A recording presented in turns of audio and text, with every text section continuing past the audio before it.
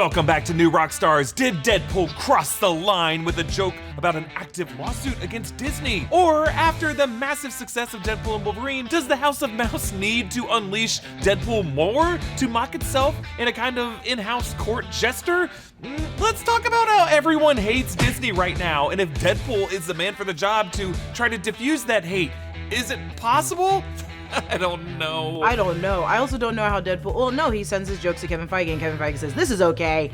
Okay, either way, this is a sneak peek, the weekly show on New Rockstars where we look ahead to the future of fandom. I'm Jessica Clemons, here with Erik Voss. Hi everyone, we're back. We're back in the same space because I feel like the future that we have to sneak a peek at is whether like Deadpool can actually work in this way for Disney and for Marvel, and if this is just all gonna blow up in everyone's face. I think it will.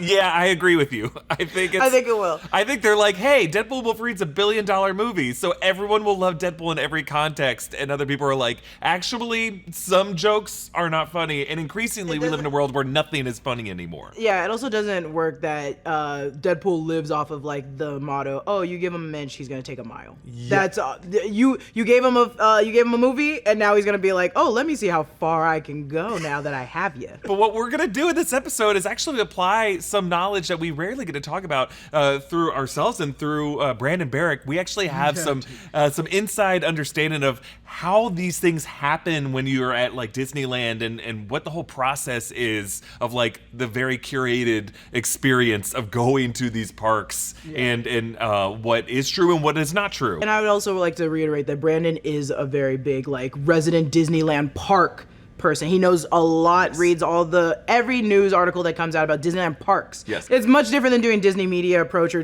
what their movies are like or whatever. Disneyland parks, different ballgame. I've had quite a bit of experience in the past week with people on the internet assuming certain things about me based off of how I've talked about like Disney, and I'm looking forward to talking about that again in this video. Do you hate Disneyland parks? No, I actually. Do you hate Disneyland? I'm kind of like neutral when it comes to Disney parks. Like I'm not someone who like lines up for things. I have gone to them. I enjoy the experience. I look forward to taking my kid there, but I've never been an annual pass holder, so I can't claim to be an expert in that regard. No, that's okay. All right, so let's talk about what we're talking about. Disneyland in Anaheim.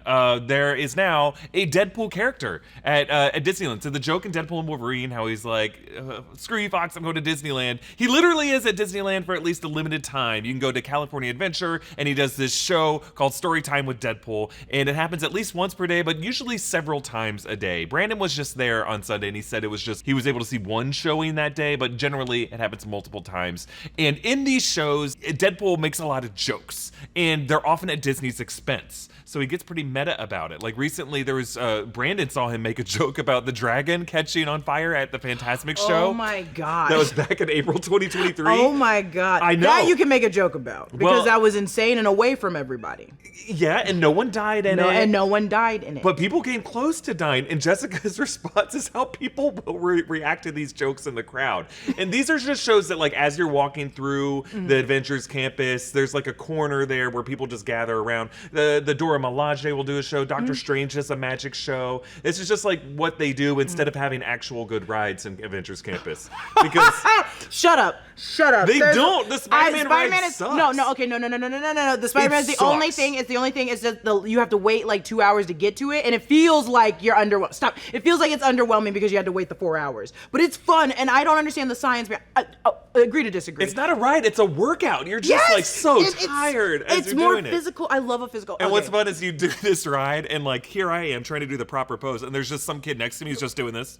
And just getting, because you got to get fast. You got to run laps around. I will say, and also most people know about the Spider-Man show that he does. Before, remember the flip Spider-Man that goes does the acrobatic. Yeah. Oh yes, okay, so that's pretty fun to see. That's fun. Still, that Fantasmic show, very scary. But the fact that he made a joke about it just tells you that Deadpool in this show is not afraid to go there. Deadpool also recently joked about Splash Mountain being converted into Tiana's Bayou Adventure, and he said, "My jokes are not outdated; they're hilarious and modern and unending, just like Splash Mountain." And people go, "Ooh," and he goes, "Oops, too soon." And that's just something Deadpool does in this show. That's Deadpool. Deadpool would rather go for the joke, and also Deadpool itself would rather go to the jokes of like, let me make fun of the things you think I wouldn't make fun of. And I'm like, but there's a line.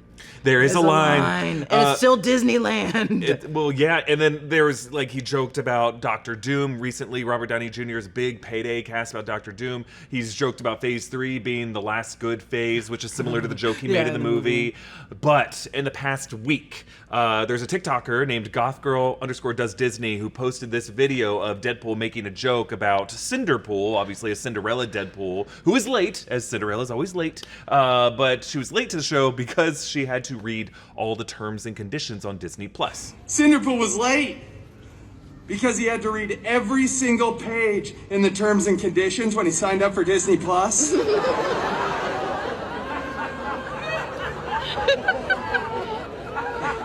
I don't get it. Yeah, they do. Well, at first we thought this might be like an edited fake video, maybe someone dubbing it over, but there are actually multiple angles for multiple shows where this joke was said. It was part of the script. Let's watch this other clip. He was late because he had to read every page of the terms and conditions for Disney+. All right, so let's explain why this is creating some controversy. And if we giggle during this, it's just because this is kind of like awkward, obviously, to talk about. Yeah, and it's also insane. It's insane that they made this joke. It's insane. It's insane. Get into it. Okay, so this is a lawsuit, and actually you should definitely go watch the YouTube channel Legal Eagle. He is a lawyer who does a very comprehensive summary of what this is all about. But there is a lawsuit that's currently underway from plaintiff named Jeffrey Piccolo, who alleged that his late wife, her name is Kanokporn Tangswan, suffered a fatal allergic reaction from a meal that she allegedly ate at a park restaurant in 2023. This restaurant was an Irish pub called Raglan Road. It's at Disney Springs in Orlando. So it's kind of like, there's downtown Disney, Disney Springs. But the thing is, these restaurants are not owned by Disney. Disney leases them the land. But you can find information about all these restaurants and experiences on the Disney site. They wanted to sue the restaurant, but then the lawyers for the plaintiff said, well, you should sue Disney. Because when you're suing, I mean, it's obviously a horrible tragedy to have a spouse die, a loved one die from these kind of things. From something that's like, what is the word when it's something that it couldn't have happened. Like it could have been easily avoided. Yes, avoided. It's very avoidable. And something that was so avoidable, that would break my heart. Yes. So much. So the lawyers said you should sue Disney as well. Deeper pockets. That's just a legal tactic that they do. But Disney was, in addition to saying, well, it wasn't a Disney restaurant, it was we leased the land to them. Disney took this very interesting legal strategy of saying that this needs to be forced into arbitration because the plaintiff signed up for a Disney Plus account. And that was back 3 years ago. And in that Disney Plus account were terms and conditions that said that any lawsuit or dispute relating to a Disney experience needs to go into arbitration, and that because he signed up for, or he bought these Epcot tickets, I guess through the Disney website, that falls, according to them, under the same terms and conditions of the Disney Plus agreement, and that it needs to go into arbitration. I'm just saying this, echoing my thought out loud. Yes, that is ridiculous. That is insane. But when you're lawyers and you're fighting and you're defending, you're looking at literally the bottom of the barrel of things you can bring to the table. Yes, and definitely go watch Legal Eagle's analysis of this, because he kind of goes into what arbitration is and makes a case for why arbitration exists and how, if you're a plaintiff, it's better to just try to avoid arbitration and sue because you can get more money for punitive damages, but arbitration to the taxpayer overall is a better option than people endlessly suing each other and taking up the court's time with frivolous lawsuits. We're not saying this lawsuit is frivolous. We're just saying that, in the big grand scheme of things, that's why arbitration exists, is they're just trying to settle things in a different way. But often you could argue that arbitration's in the interest of defendants who deserve to be sued for, I don't know. Law in America, probably everywhere, but in America especially, I'm like, it's never really true justice in American law. You got to figure out ways to just get something. Not get something, but like, you deserve something. Well, he does. He lost his wife. And I'm like, you need something. And it's also expensive to hold a funeral and do a bunch of things. So it's like, someone should be helping me with this. Yeah. Continue. Sorry. Yeah, but we should also acknowledge that this was just argued and it played out in the public and in the media for a few days, and Disney, after a few days, was like, you know what? Let's waive the right to our arbitration and let this play out in the courts. Yes. So Disney, I think in that instance, like, they made that decision and they're letting this play out in the courts for whatever that's worth. And you can, again, look more into this in your own time for like what exactly was on the menu and what exactly the server allegedly said according to these disputes. Of what was happening. But it obviously sucks, and this is just the way it's played out in the public. It's just the fact that for a brief period of time, Disney's lawyers have said, "Hey, your Disney Plus terms and conditions dictate how much or what type of lawsuit you can bring up against the company," which is obviously absurd. It's absurd. Yeah. But there's been other cases like this, not like exactly like this, but just as absurd. Of like, oh, they used the terms and conditions. It's for a streaming platform. Yeah, for a stream. I didn't eat the streaming platform. Right, when I said for the streaming platform, I wasn't thinking what restaurant I would go to in Disney Springs a few years from now. That's obviously crazy, and I think there was probably some people on Disney's side of this who would say it's equally crazy that they would sue Disney instead of sue the restaurant, which is a different company. But also, like, I'm not going to get into that. Yeah, I'm just saying, not a lawyer. The terms and conditions of a streaming platform should be specific to that streaming platform and not anything else you might interact with a company with. I think we all agree there. Yes, I agree. So this is what Deadpool is now joking about. And what's crazy is that this is still an open lawsuit, and the fact that this would be approved in Deadpool's script is just wild. That, because Disney's very controlled when it comes to what their characters say. That's why I still believe somehow it's not approved. I don't think it was, but we're gonna get into it. Yeah, let's get into that. Okay, so, and don't apologize. We're figuring this out. I don't, but I was like, there's no way Disney was like, yeah, you can go ahead and do that. But again, there's more behind it that I did not know about until today. So we were thinking maybe this must have been improvised. I mean, I'm with you. I was like, that had to have just been ad-libbed, right?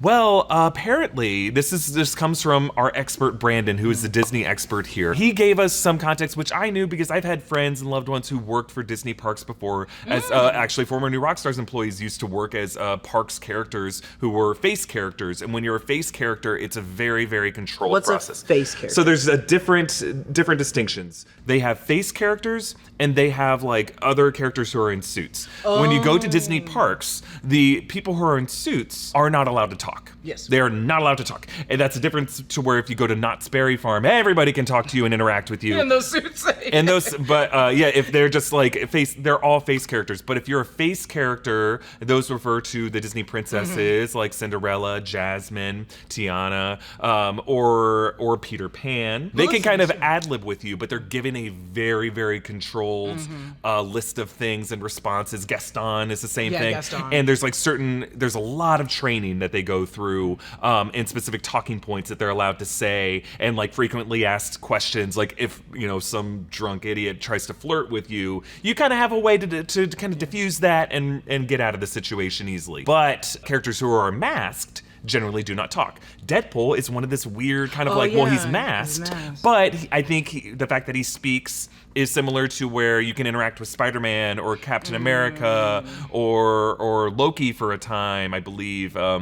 A lot of these characters are up on a balcony and just kind of wave at you, but the Dora Milaje talk to you, Doctor Strange talks to you, and there's there's a list of scripted responses you can say, but it's pretty tightly controlled. Does this is a outside question? Does the Star Wars part where it has the stormtroopers, do they work like Deadpool does, or do they have just like recorded things that they're just saying out loud?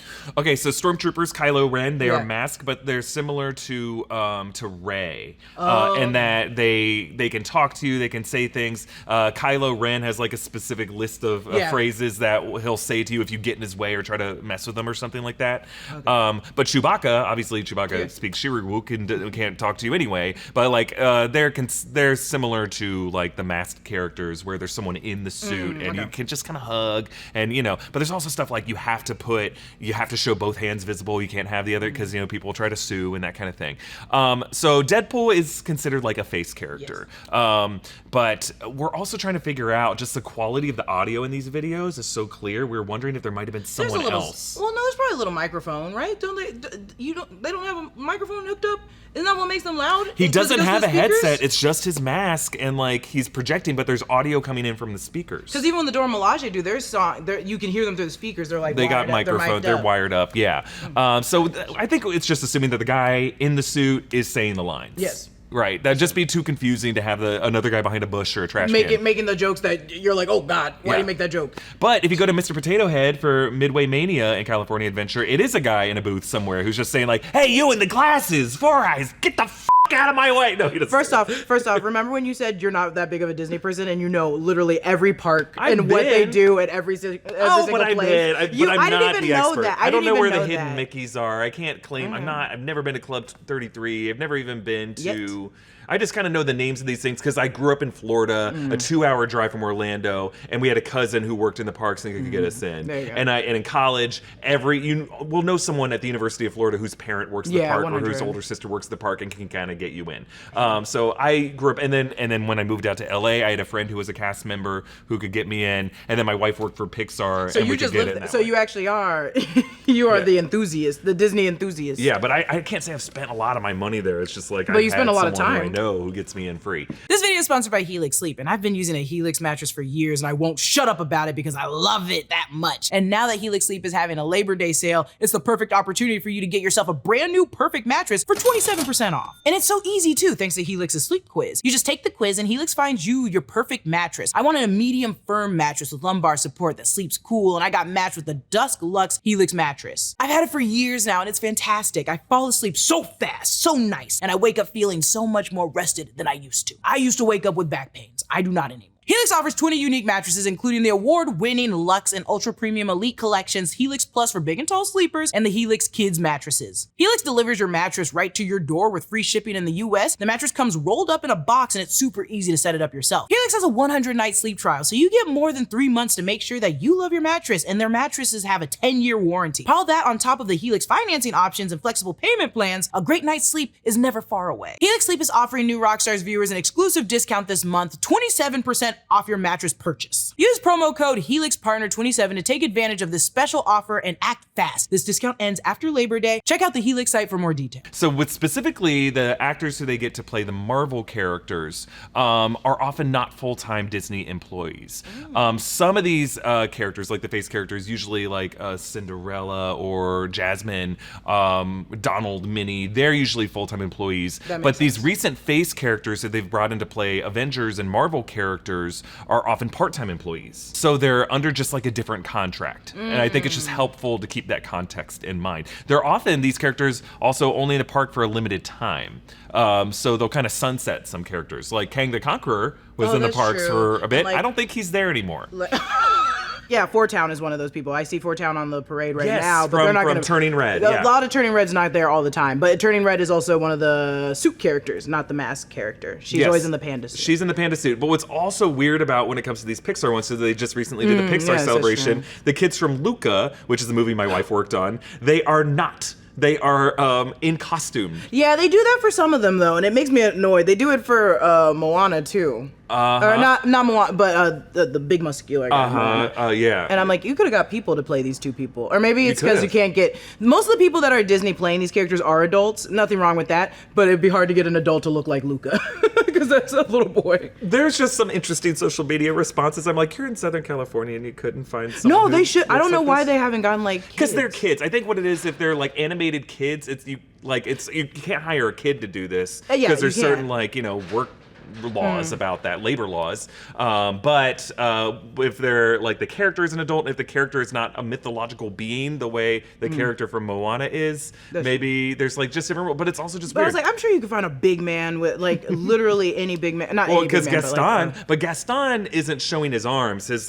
wearing like a muscle suit, you know. So it's just kind of different. I do think it is important to note that I had to underline this, is the fact that like how Marvel has like Marvel's television, Marvel animation, Marvel studios, they have every different form now under Marvel umbrella. The same works for Disney, where they're like, our security doesn't work for Disney, we hire those people from an outsource. So does the thing with our new actors. Some of them work for us full-time, but some are also just part-time. They're under different contracts, different labels, and I'm like, that involves another level of tier of confusion and a lot of other tiers of like, who do we point fingers at? Who gets the blame for this then? Who wrote this line? Who did it? You did it. Here's what Brandon wrote here. Okay. He says, since this is an entertainment show and not just a standard character meet and greet, it's also likely that these Deadpool and Wolverine actors are not full-time cast members, but rather contracted entertainers. But still, their scripts would be approved by Disney Parks Management, and there would always be someone from Parks Management monitoring each and every performance live. And that is absolutely true. Yeah, there is someone always there. But are they monitoring the script? I thought they were just making sure that people are safe. That too. There's also, you're under watchful eyes everywhere in the Disney parks. But someone having to approve that script. Someone approved that script. The fact that we saw it multiple times, this was not an ad lib. This Yeah. is a scripted line that was approved. So maybe the person who approved it didn't realize How hard it was? what exactly it was referencing. Some writer might have slipped in a fast one that's a particularly meta statement about what Disney's currently going through. So yeah, I think we just have to assume that this was approved. Different people have different humor levels for sure, and I bet that person that approved it didn't think that that joke would hurt that much. But personally, I'm like, we immediately knew that was like not a good joke to do. I was like, I think it's common sense that isn't a joke to do. look, I have both Jessica and I come from comedy. That's We true. met on a sketch team writing jokes all the time. We have these discussions all the time. Is this joke crossing a line? Who's hurt by this joke? And I think both, I don't know, I don't mean to speak for you, but I feel like it's rare that I've ever been like offended by a joke and demand Yeah. someone lose their job over it. That's not the way I look at humor. I'm not agree. easily triggered by jokes if they're I just agree. jokes. If people are like making death threats and that kind of thing, That's not a joke. I get pissed off about that. But like, if it's just people making jokes, I can separate my ability to say that I wouldn't have made that joke. Yeah. But also say like, it is just a joke. Let's just relax. This is a joke, but it was more so that I'm like, too soon. Yeah. And doesn't he make that joke? Doesn't he make it at the end saying, is that too soon? Or something? Well, he said it wasn't too soon for the Oh, Splash the Mountain Splash thing. Mountain. But like This Splash is Mountain too is soon. also like a pretty fraught thing among the Disney heads. And Yeah. Brandon could speak more to it than I could. And that joke is mainly poking fun at the Disney heads that are mad about it changing. Probably, yeah. I was like, but this one, I was like, ooh, this is soon.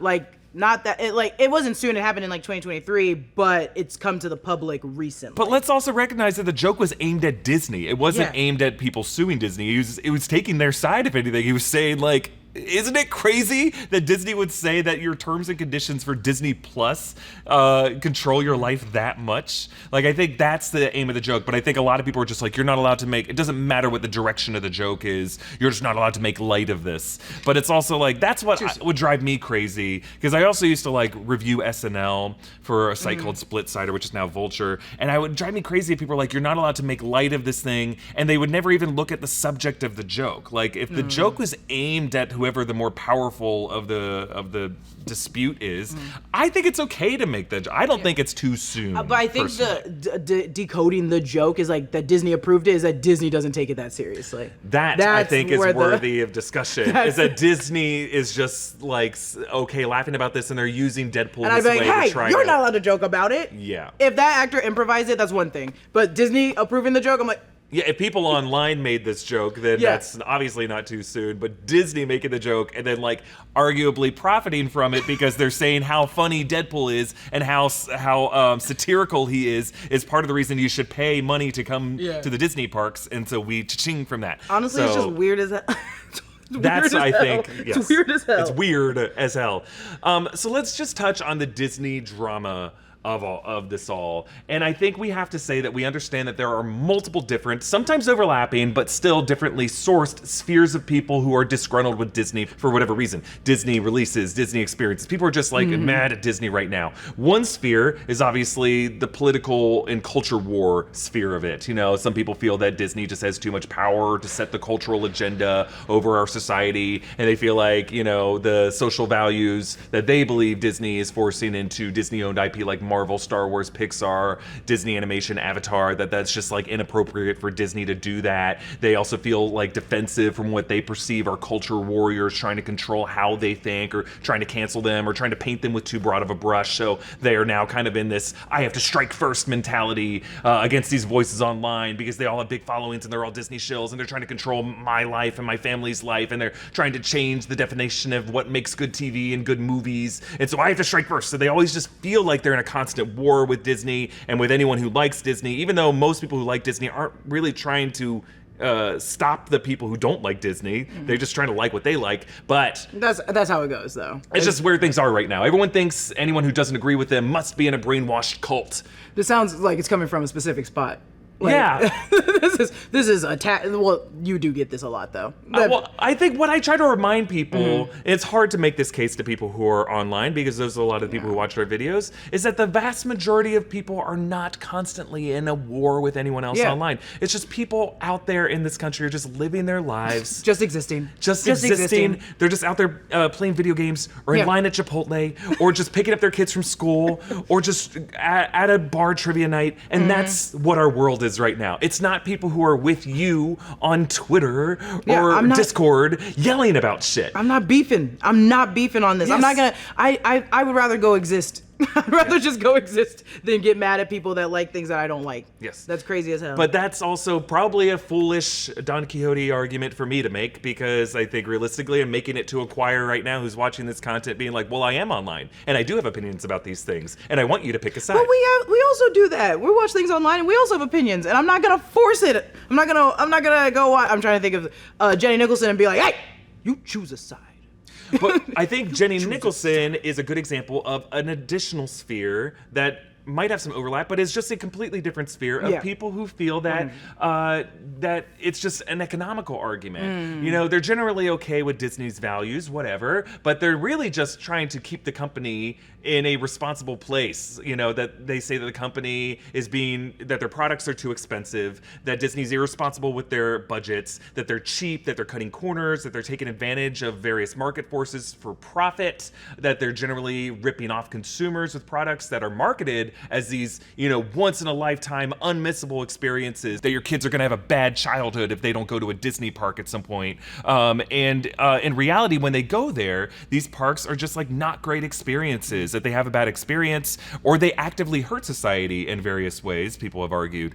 Jenny Nicholson's amazing Star Wars hotel review is a good example of this. I think Jenny would say that, you know, in these times of inflation and economic hardship where we're just trying to exist in this world, that it's okay for people to look at a company like Disney and be like, this is a very, very, very popular company, a very powerful company, a very profitable brand that for our entire lives has made that money off of promising the broad American public and the whole world happiness and escape. Buying happiness, buying a fantasy. And they're a publicly traded company that enjoys a lot of tax benefits for all kinds of things that they're involved in, and that with that power comes responsibility to deliver on those promises. In the same way that we aim our sights at social media companies like Meta or Google. Google involved in an antitrust lawsuit right now. Meta involved in all kinds of antitrust scorn and criticism that as a broader society, we should ask for more and expect more from these companies. And 100%. I think that's a very fair and rational point of view to 100%, have. I agree. So I think that's why people, when they hear headlines that like Robert Downey Jr. is getting paid $95 million to appear in 2.5 movies, get a little angsty about that. But I think that's where I talk about the overlap. I think a lot of people in the first sphere use the talking points of the second sphere to make their arguments in ways that are just a little too granular or a little just like unnecessary, when really they're using that to mask their deeper beliefs that sometimes are a little harder to talk about publicly because you look like an asshole if you do. That's true. So I think what this all comes down to is there are also people that, you know, just want to be able to talk about like their displeasure or their dislike of movies or TV shows or a bad experience at a Disney park and don't want a bunch of people yelling at them in their replies, trying to categorize them as something that they're not. And they get kind of annoyed with just social media right now, and society right now, for just being so charged and so polarized and everyone just being so desperate to win arguments and get a bunch of likes and retweets. And really what I think what they're mad about is just social media for social media-ing rather than any one side. But ultimately, this one incident is a independent legal dispute, And I think it's just being used as an example in these broader debates in all these different spheres. 100%. I agree with that. Yeah. So this is we just wanted to say all that. And I could go into more about, recently I made a video about the Acolyte that I foolishly thought would educate people on all sides of this controversy. And I just feel stupid for making that video because I thought I could contribute something that might give people second thoughts about their own biases. I don't think that's and wrong. All it did, I think, is just like force people into their corners. I don't regret making the video because I think I brought up some important points, and I think over time, whatever. But it is, I believe, I think some of the most anger I've ever gotten for a video was just over this. But really, I think it's still a video worth watching just because the fact of the matter is, if you didn't like The Acolyte, it's okay to have just not liked the writing of the show. Yeah. But there are also very real racist things and sexist things and homophobic things that were said about the show on the internet. And I'm not saying that everyone who disliked The Acolyte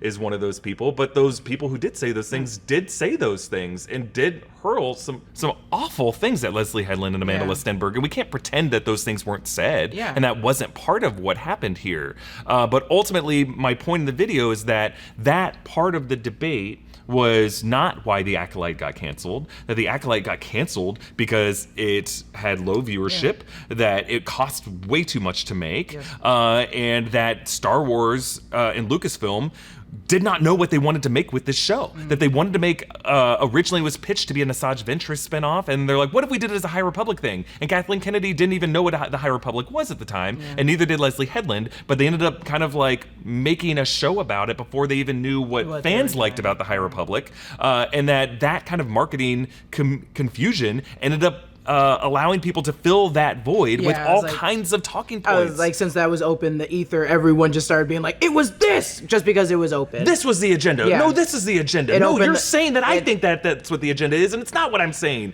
And it's just like such a shame. I say it again, and I say it all the time on Sneak Peek, where I'm like, I'm not categorizing every fandom's audience, but I will say, like, this is also what brings me to fear when talking about Star Wars things. Yeah. I'm like, I understand being passionate about a fan base, but even like us just existing and writing something like this, and I'm like, oh, we're only getting bashed in our inbox right now. You have to scream at us your opinion about it. And you can still have an opinion about it.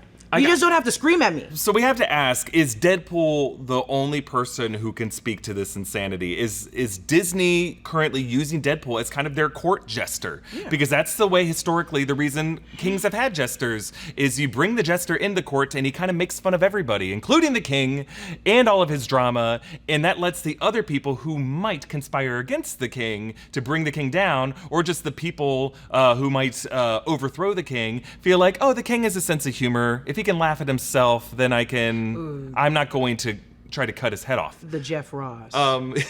Is that kind of what Disney's doing with Deadpool effectively, as like a public jester who makes them look more aware of the logically drama? It's sound. It doesn't on paper it shouldn't have that many negatives, right? Because it does make them look like, oh, we're one of you guys, we get it, we're jokes, we got the hipness, he's making fun of us too, like so it makes sense that they would be like, this is our clown and we're going to use it and it benefits both of us, him and ourselves. It makes sense. It makes sense that he is now the court jester, but when shit like this happens, because it's not just Deadpool. They did have She-Hulk, and they had the Kevin robot also kind of make fun of Marvel Studios. Oh, I meant like, I meant Disneyland Park. Because I was imagining. Yeah, because Deadpool's also doing it in the movies, right? Yeah. Like in the Deadpool and Wolverine movie, he referenced how like Wolverine was coming into the MCU at a low point. They referenced, do you want to build a snowman from Frozen? He's like, I'd like to, but I can't. They mentioned a joke, which the pegging joke, which was like the first time in a Disney movie. And there's like a couple of other things, like they talk about why would Disney bought Fox in the opening thing. So that's like,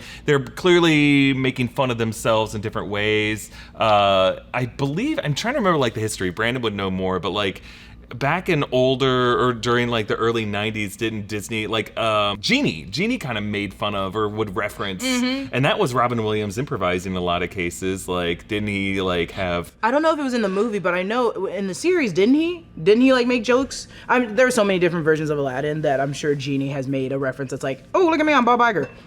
if we ever represent. Well, it wouldn't have been Iger. It would have been Yeah, it would've been. Katzenberg, right? But I think like there were instances where Robin Williams improvised jokes at like that kind of made fun of. Fun history about Robin Williams. He said that he had like an agreement with Katzenberg and with Disney Studios that he would do this movie. He would voice Aladdin in Disney if they never turned him into a toy, because he did not want, to be like turned into a profit machine. And Katzenberg is like, yeah, and then absolutely turn him into a toy. I was about to say, I haven't seen a genie toy. Oh, I had a genie toy. I had Genie as the butler. My sister got me that for Christmas when I was 5 years old. They stomped on Robin Williams. They said, sure. And here's all the millions of different character bits you did on the movie. Yep. Damn. So I ultimately think if Disney wants to do some like control of the narrative, and try to win people over and let people know that they understand how much power they have, I think using Deadpool as a jester is not gonna work. I don't think it's enough. If anything, it's just going to make people mad at Deadpool in these instances. I think a lot of people are more mad at Deadpool for saying it. I think this video is nice to know, like, no, the jokes still have to be approved by Disney, and there's different tiers to how it works. It's not that man in the costume just getting on a mic and making jokes, doing a type 5 real quick. The only way Disney will succeed here is just by doing what it is good at historically, which is making good movies and TV shows, which is creating valuable parks experiences, and take some criticism in of your movies and of your parks experiences and address them and make a more valuable parks experience that's worth the insanely costly entrance fee. Like, don't be cheap about it.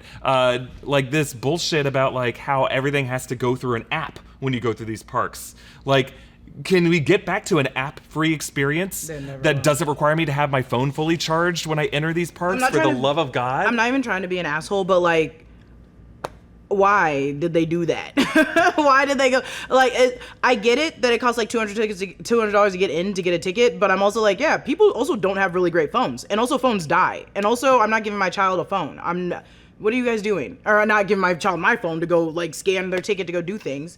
I want to be able to, if it's an escapist experience, I don't want to have my head buried in an iPhone screen the whole time. My phone dies within 10 minutes. My brother doesn't even have a phone. I'm like, what are you guys doing? I'm like, I can't do this. I'm poor. I snuck in here under the gates with the cats that they released in the 1960s.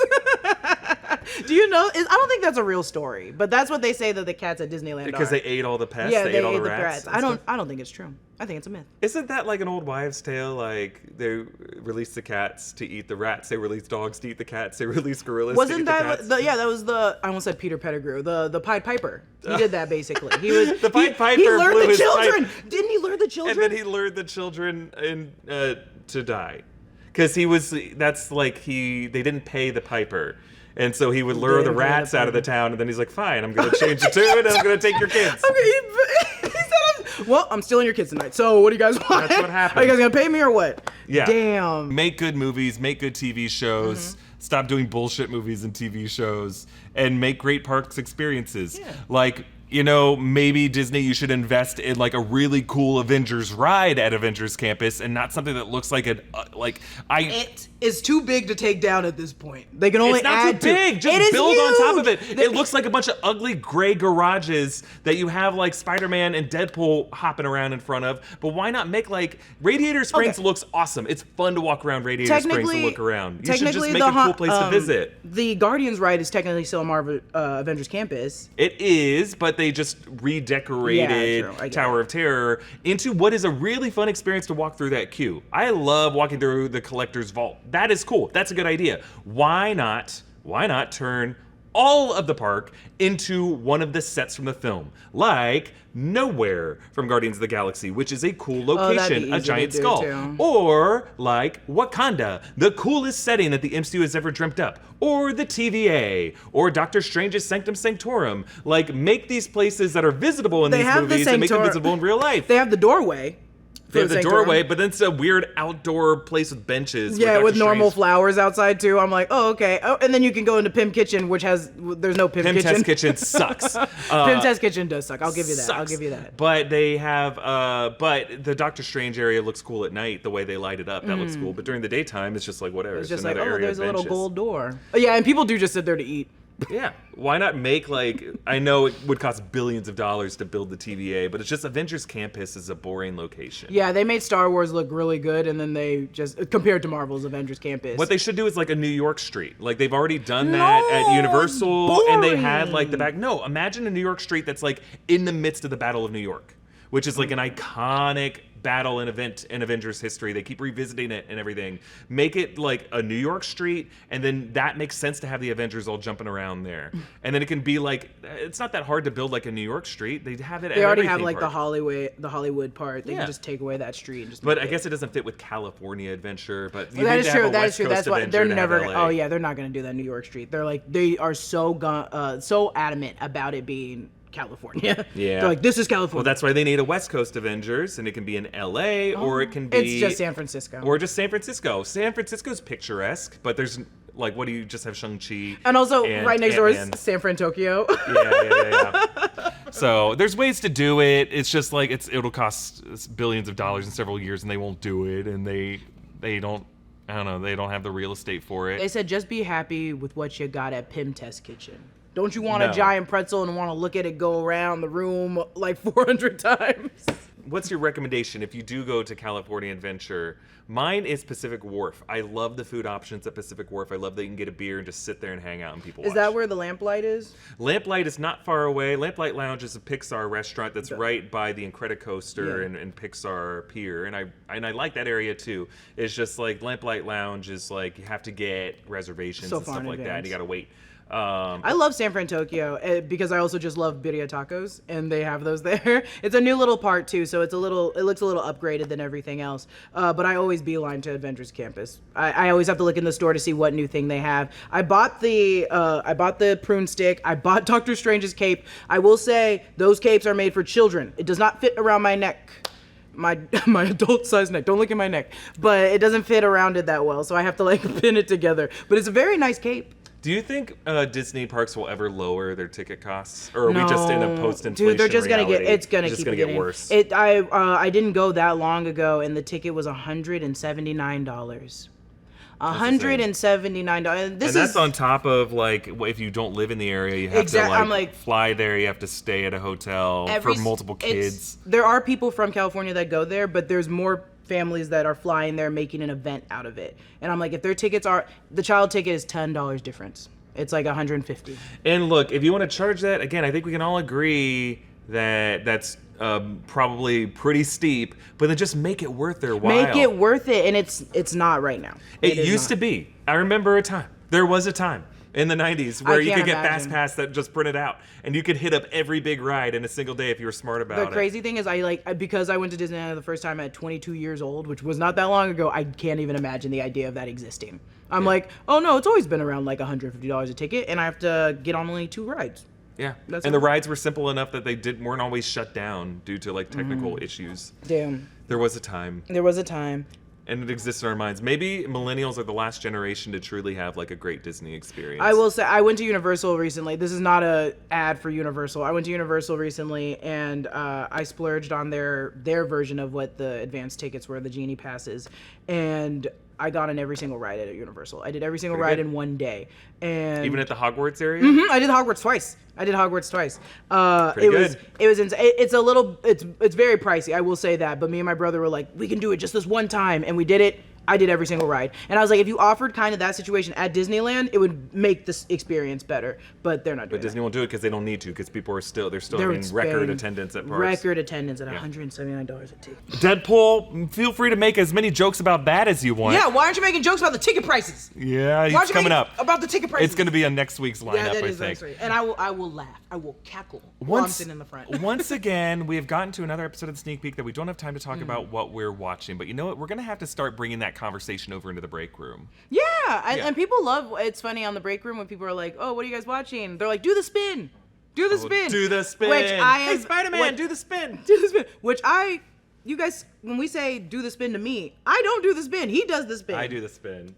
I don't need you looking at the back of my head. I can't. There's a light back here. And your legs are too long. Go back, reverse. Yeah, I need yeah. No, we should on the break room, and it's also nice. And I'm on the break room, guys. Go subscribe to the break room channel. I'm not just a special guest. I'm gonna be there multiple times a week now. So that's host. part of my job. A special host. A special Not as host. special as this host. Thanks, Jessica, for joining this difficult conversation. It wasn't difficult. It was more so like we aired out a lot of, we vented, which we needed, but also I didn't know a lot of stuff about the Disney, how it works. I just assumed they hire these people, this is what happens, blah, blah, blah, blah. And I'm glad to now know through you and Brandon that there's a script, it gets approved, and there's different layers. Well, I'm glad to know from you, San Francisco in as a target in Disneyland. I just like birria tacos, but sometimes don't get the birria ramen. It's a lot of salt, and you're at Disneyland, so you'll poop your pants. Birria tacos, can we agree, is the best taco meat in a taco? Oh, birria? I love stewed birria. beef. Oh my God, I love it I will so much. always get I'm it. addicted to it. It's a problem. I have a really So good. bad. I can't be around it. If you have it at parties, get it away from me. I have an addiction. Can't be cured though. All right, comment down below. Oh God, why even encourage them to comment? They've already commented. Go hang out.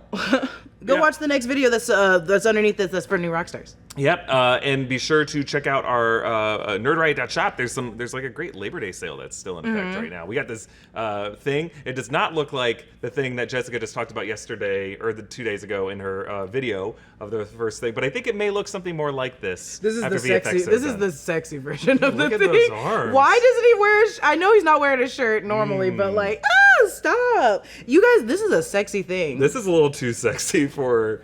It truly is a Me. sexy shirt. I love. Yeah. No, it's perfect for you. Perfectly sexy. But Jessica, you're wearing a shirt. that I know. is- I was wearing this because I did that video, and I thought it was funny to be like, remember Pedro Pascal?